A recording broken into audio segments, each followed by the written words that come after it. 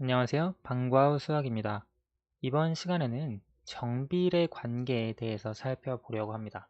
우선 정비례 관계가 무엇인지 알아야 되는데요. 음, 예를 들어 볼게요. 어떤 자동차가 있는데 그 동일한 속력으로 시속 어, 시속 20km로 달리는 자동차가 있다라고 가정을 해봅시다. 변함없이 계속 시속 20km, 즉 이거를 20km per hour로 표현할 수도 있는데요. 그래서 시속 20km로 달리는 자동차가 있는데 이 자동차가 이동한 거리, 예를 들어 뭐 처음 0시간이 지난 후에 이동한 거리는 우리가 움직이지 않았으니까 0이 되겠죠. 근데 1시간 후에 이 자동차가 이동한 거리는 20km가 됐겠죠. 왜냐면 1시간에 20km를 간다는 것이 시속 20km의 정의니까요. 그럼 2시간이 지났습니다. 이동한 거리는 40km가 되겠죠. 그럼 3시간이 지났을 때 이동한 거리는 60km가 되겠습니다. 뭐 쭉 해서 예를 들어 10시간 동안 동일하게 시속 20km로 달렸다. 그때 이동한 거리는 여기에서 200km가 된다라고 하는 걸 우리가 알 수가 있습니다. 자, 그래서 여기에서 보시면 이 시간을 x라고 했을 때 거리를 y라고 했을 때 시간을 x로 그리고 거리를 y로 했을 때 여기 x가 이제 0은 제외하고요. x가 1에서 2가 됐을 때 y는 20에서 40이 됩니다. 즉 x가 2배로 증가하면 y도 2배로 증가합니다. 여기 예를 들어 만약에 4시간이 흘렀다고 가정을 해봅시다. 그러면 이동한 거리는 80km가 되겠죠. 여기 2에서 4로 2배가 되었습니다. 그럼 이동한 거리 40에서 80 마찬가지로 2배가 되었죠. 그러면 여기 1에서 3 1에서 3은 3배가 되었습니다. 그럼 여기 1에서 3, 3시간 지난 후의 거리 이것은 마찬가지로 3배가 되었습니다. 그래서 뭐 x가 2배, 3배, 4배 증가할 때 y도 그대로 2배, 3배, 4배 증가되는 관계 그것을 우리가 정비례라고 이야기를 합니다. 정리를 하면 x가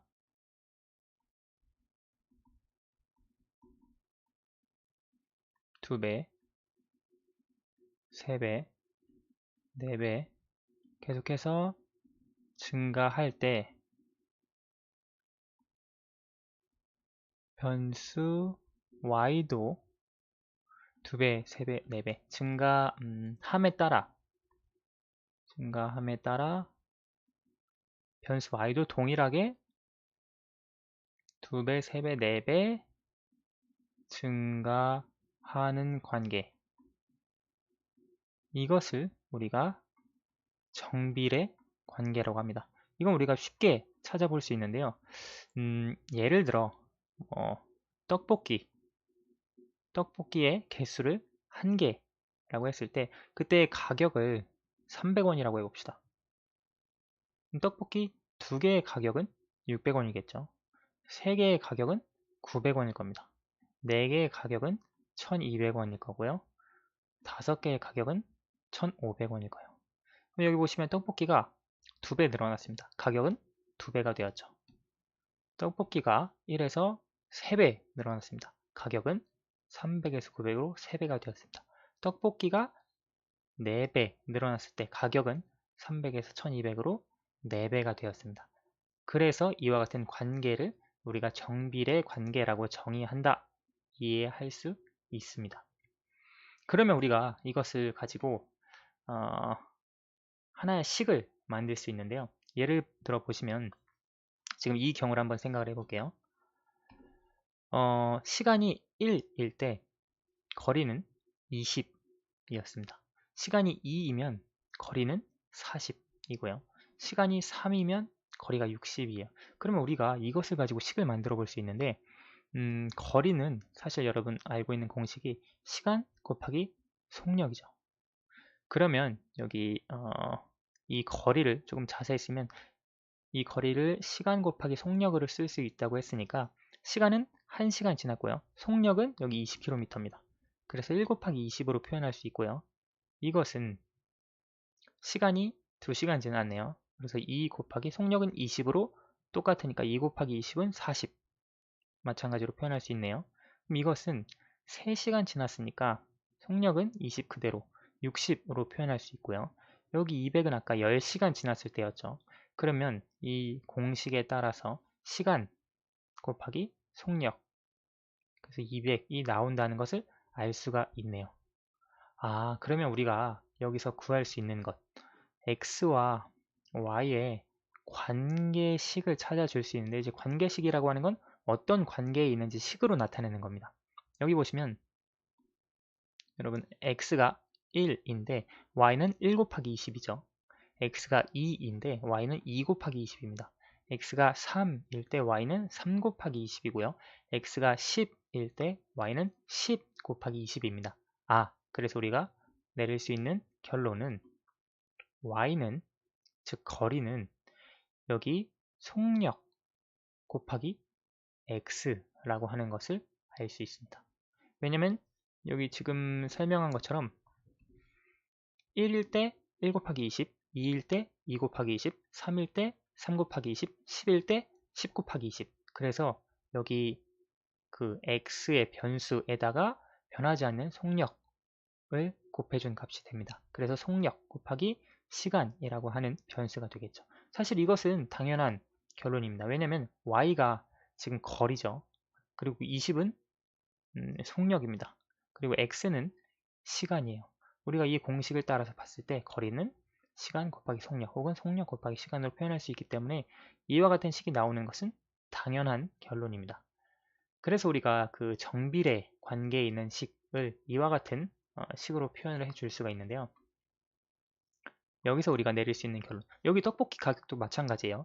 떡볶이 총 가격을 생각을 할 때 이것은 하나가 300원이라고 했으니까 300 곱하기 1, 두 개는 300 곱하기 2가 되겠죠. 세 개는 300 곱하기 3이 되겠고, 네 개는 300 곱하기 4가 되겠죠. 당연한 얘기인데 떡볶이 가격 y는 300, 하나의 가격, 그리고 떡볶이의 개수 x가 됩니다. 이때 떡볶이의 개수, 가격 y라고 이야기를 했으니까요. 자, 그래서 우리가 내릴 수 있는 결론은 y가 x에 정비례하면 y는 a 곱하기 x, 이때 a는 0이 아닙니다. 가 성립하는 걸 알 수가 있습니다. 정비례한다라고 가정을 하면. 그리고 반대로 x와 y 사이에 y는 ax가 성립한다면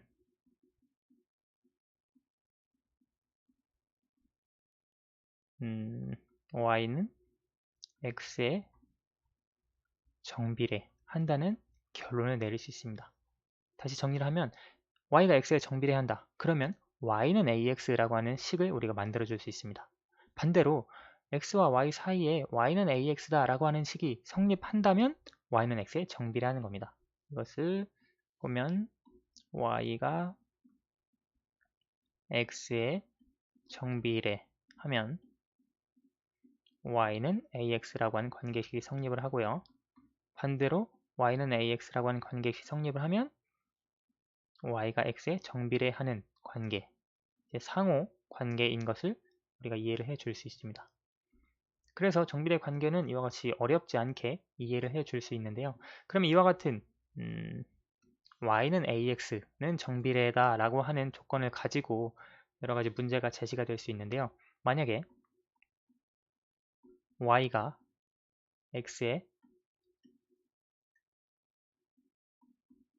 정비례하고 x가 2일 때 y가 10이라면 이때 y를 x에 대한 식으로 어떻게 나타낼 수 있을까요? 일단 우리가 찾을 수 있는 조건, y가 x에 정비례한다 라고 하는 조건으로부터 얻을 수 있는 것은 y는 ax의 형태라고 하는 걸 알 수가 있습니다. 그러면 이제 y를 x에 대한 식으로 나타내면 y는 ax구나 라고 하는 걸 알 수 있습니다. 그럼 우리가 a의 값만 찾아주면 되겠죠. 그럼 a의 값을 어떻게 찾느냐? 쓰지 않은 조건, 이 조건이 있죠. x가 2일 때 y는 10이라고 했습니다. 우리가 이걸 10 그대로 대입을 해줄 수 있죠. y 자리에 10을 대입을 합니다. 그리고 x 자리에 2를 대입을 합니다. a 곱하기 2가 되겠죠. 2를 곱했더니 10이 되는 수 a는 5가 되겠네요. 그래서 우리가 내릴 수 있는 결론은 y를 x에 대한 식으로 나타내면 y는 5x로 표현할 수 있다는 걸 알 수 있습니다. 이게 정비례한다는 것과 하나의 케이스가 주어져 있을 때 y를 x에 대한 식으로 나타낼 수 있는 겁니다. 하나만 더 해볼게요. 만약에 y가 x에 정비례 똑같이 하고 이때 값이 x가 2일 때 y가 마이너스 14라면 이제 관계식을 어떻게 나타낼 수 있느냐? 동일하게 해줄 수 있겠죠. y가 x에 정비례하기 때문에 y는 ax가 기본식이 되는 걸 알 수 있습니다. 그리고 y는 마이너스 14, x는 2. x가 2일 때 y는 마이너스 14니까 그것을 각각 식의 값에 대입을 해주면 마이너스 14는 a 곱하기 2가 되겠습니다. 양변에 2분의 1을 곱해주면 좌변은 마이너스 7이 되겠고 우변은 약분위에서 a가 되겠네요. 그래서 a의 값은 마이너스 7. 그래서 식을 나타내면 y는 마이너스 7x로 표현을 할 수 있다 라고 결론을 내줄 수 있습니다. 그래서 오늘 살펴본 내용은 정비례 관계가 무엇이냐 라고 하는 것을 살펴봤는데요. 아까 정비례 관계는 얘기했듯이 변수 x가 2배, 3배, 4배 증가할 때 변수 y도 2배, 3배, 4배 증가하면 이것을 y는 x에 정비례한다 라고 이야기를 합니다. y는 x에 정비례한다. 그리고 여기서 정비례했을 때의 조건을 하나 설명을 했는데요. y가 x에 정비례하면 y는 ax라고 하는 식이 성립을 하고 x와 y 사이에 y는 ax라고 하는 식이 성립하면 y는 x에 정비례한다 라고 하는 결론을 아까 살펴봤습니다. 그래서 내린 결론이 이 내용이었죠. y가 x에 정비례한다면 이게 아니에요. y가 x에 정비례한다면 y는 ax라고 하는 식이 성립한다. 이것은 이쪽으로도 성립이 되고 이쪽으로도 성립한다는 걸 우리 살펴봤습니다.